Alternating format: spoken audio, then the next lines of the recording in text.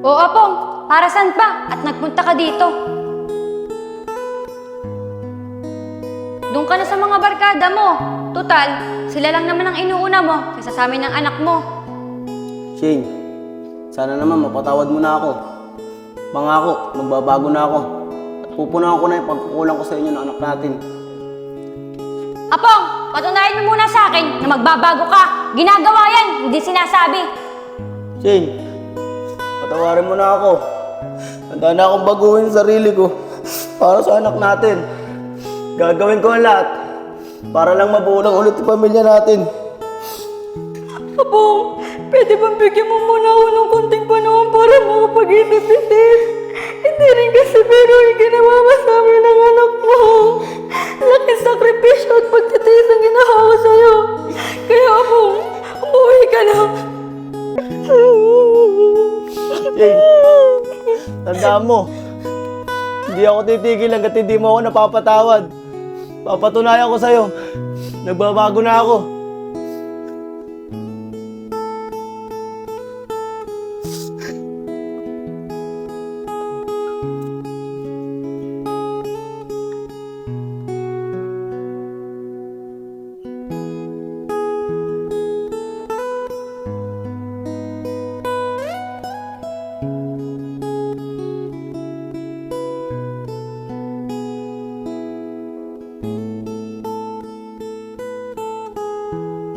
Mga tol, mahirap din pala ano.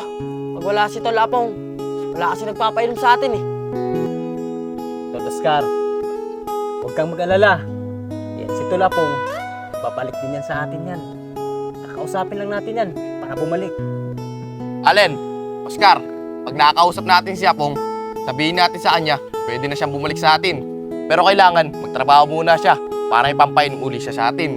Kaya nga Yayag, Allen, kunting usap lang doon kay Apong, sigurado ako, babalik at babalik din sa atin yun. Teka lang, ayun si paring Apong. Oh. Ayun na pala eh. Tama, kausapin natin. Paring Apong, hindi ka nga muna. Tol Apong, pwede ka ba namin makausap saglit? Kaya nga parang Apong, saglit lang. O naman mga tol, walang problema yun. Tungkol ba saan pag-uusapan natin? Tol Apong, pwede ka nang bumalik. Namimiss ka na namin.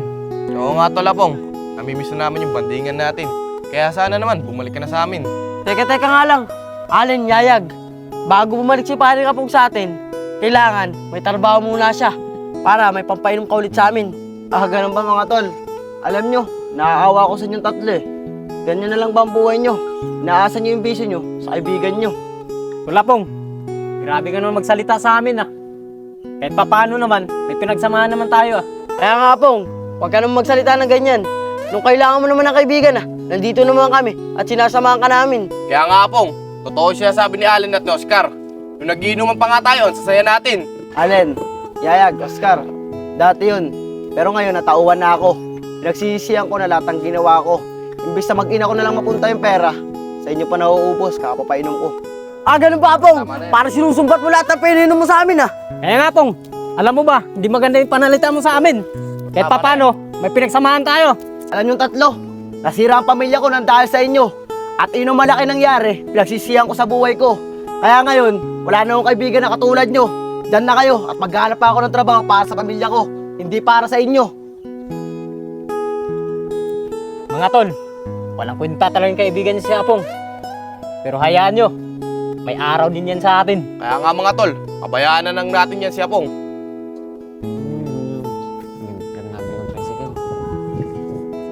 Oy, parang Iber, nandiyan ka pala. Pwede ba ako magtanong sa'yo? Baka may alam ka nung papasukan ko.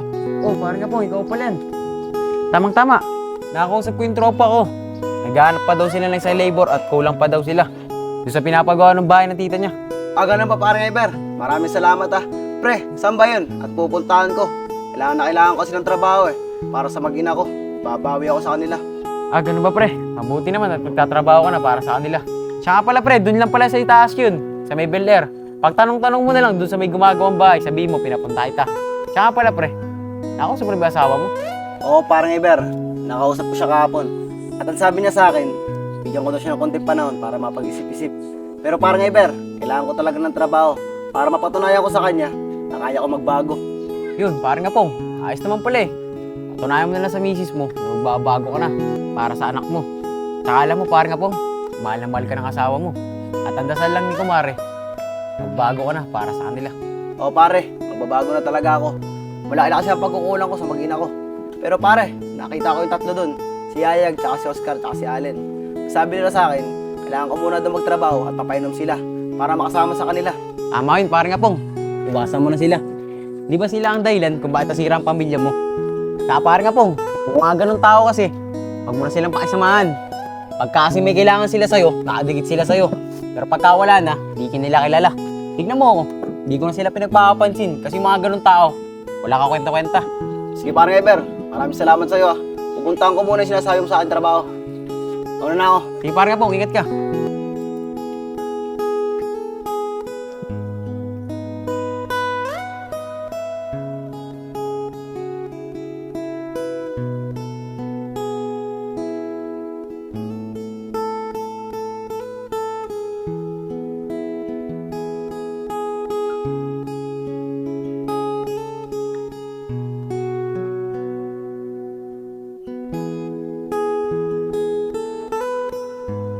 Ito na siguro yung sinasabi ni parang Eber. May mga nagagawa. Makapuntahan niya. Kuya, pwede po ba magtanong? Ito po ba yung sinasabi ng kumpare ko sa Eber? Nangangailangan daw po kayo ng isang tao. Labor po. Kuya, hindi po ako nakakaalam to. Tanong niyo po dun ah. Kuya, kailangan pa po ba ng isang helper dito? Kailangan ko lang po kasi ng trabaho eh. Sakto kuya.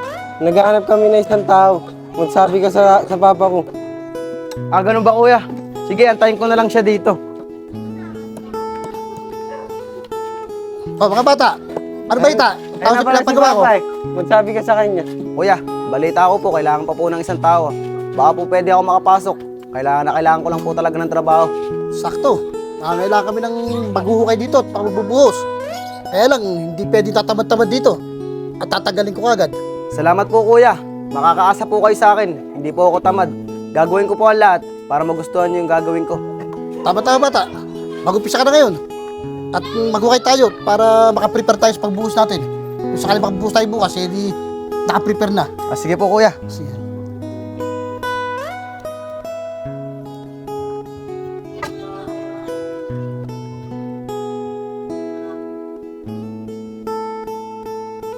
Shane, anak. Siya nga ba't nagpunta rito yung asawa mo kahapon? Opo, Nay. Nagpunta po kahapon. Humihingi pa nga po ng tawad sa akin eh. At ang sabi niya sa akin, magbabago na daw po siya. Ah, ganun ba, anak? Tari ka nga, maupo nga tayo dun at sabihin mo nga sa akin kung anong totoong nangyari.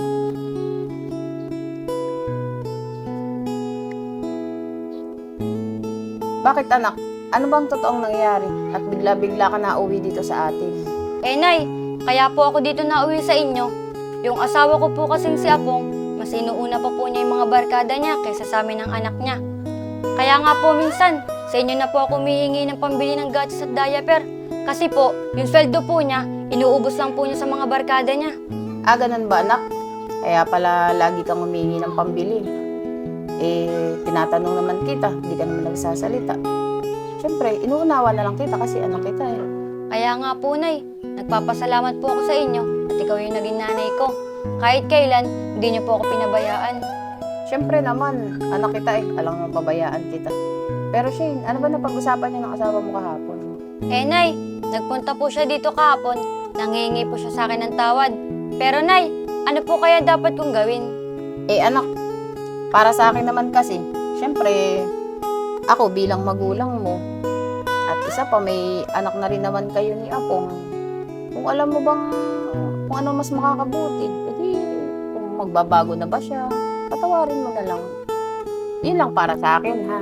Ewan ko sa'yo kung ano bang nasa puso mo. Ganun. Pero anak, ikaw pa rin naman ang masusunod eh.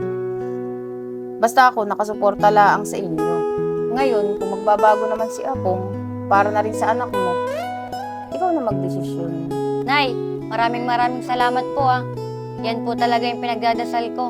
Magbago po yung asawa ko para sa anak namin.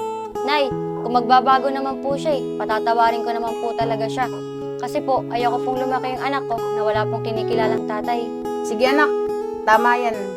Pero sa ngayon, magluluto na muna ako ng panghapunan natin ha. Ikaw na muna ang bahala dyan. tuloy mo na muna yung paglilinis. Sige Titingnan po, ko pati yung anak mo sa loob.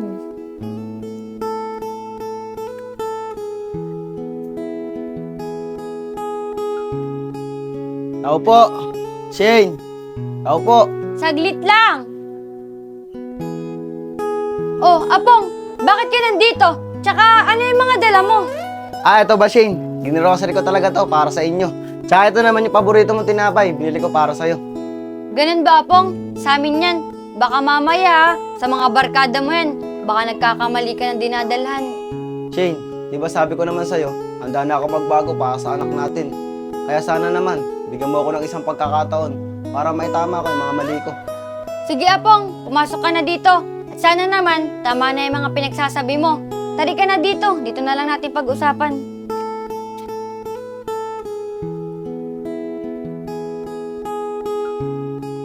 Shane, maraming salamat at pinapasok mo ako para makapag-usap tayo ng maayos. Apong, sana naman, yung mga sinasabi mo, totoo. Magbabago ka na. Oh, Shane, anak. Nandiyan pala asawa mo. Nay, mano po, Nay. Ayun pala. Ito po pala yung grocery na binili ko. Ibigay mo kay Shane para sa pamilya mo yan.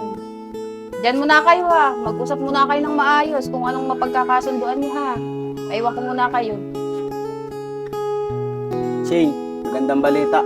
Kaninang umaga, naghanap ako ng trabaho. At sa awa naman ng Diyos, natanggap ako. At ngayon, Shane, papatunayan ko sa inyo, handa na ako magbago para sa anak natin. At kayo na lang magiging priority ko. Apong, maraming salamat talaga na magbabago ka na para sa amin ng anak mo. Sana naman, lahat ng mga sinabi mo ay totoo na magbabago ka na talaga. Shane, sinusumpa ako na magbabago na talaga ako. Isang matinding aral na nangyari sa akin to, simula nung iniwan niyo ako ng anak natin. Mahirap pala pag walang pamilya. Sige, Apong, pinapatawad na kita. At sana naman, huwag mo nang ulitin yung ginawa mo sa amin ng anak mo. Tsaka yung mga barkada mo, iwas-iwasan mo na yan. Ayoko na makikitang kasamahan mo sila. Shane, makakaasa ka na hindi ko na sila masasamahan. Shane, alam mo ba, nung may pera pa ako, lagi sila sa akin nakadikit. Nung wala na ako maibigay sa kanila, nilayon na nila ako. Apong, di ba sabi ko sa'yo nung una pa lang, na iwasan mo sila. Pero di ka sa akin nakinig. Apong, may pagtatapat ako sa'yo. Si paring Iver, nagtapat siya sa akin. At ang sabi niya, pupunan daw niya yung pagkukulang mo sa amin ng anak mo. Pero di ko siya pinansin kasi umaasa ako na magbabago ka. Shane, sinabi na nga pala sa akin ni parang Iber yan na nagtapat nga daw siya sa'yo pero hindi mo siya pinansin. Shane, siya nga pala yung tumulong sa akin para makahanap ng trabaho. Umahanga pa rin ako sa'yo. Sa kabila pa rin ng ginawa ko, napatawad mo pa rin ako. Alam mo, Apong, nagpapasalamat ako sa Diyos. Lahat ng dinasal ko na magbago ka, tinupad niya. Pero Apong, sana naman, yung binigay kong pagkakataon sa'yo, wag mo na sanang sirain. Oo, Shane, makakaasa ka.